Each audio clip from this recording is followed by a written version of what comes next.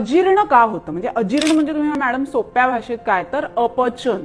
बरेच पेशंट सांगतात की जेवण झाल्यावर पोट फुगल्यासारखं वाटतं, ढेकरा येतात, तोंडात कडू पाणी येतं, म्हणजे गड किंवा ऍसिड रिफ्लक्सचा त्यांना त्रास होतो.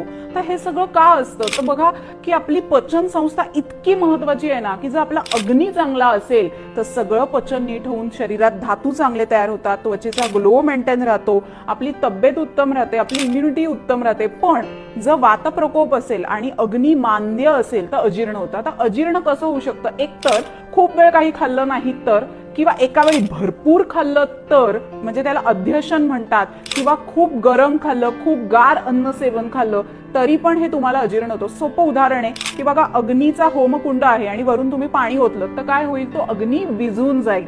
आणि म्हणून काळजी घ्यायची की जेवताना पहिले भरपूर पाणी प्यायचं नाही, जेवणाच्या मध्ये मध्ये थोडं पाणी घ्यायचं.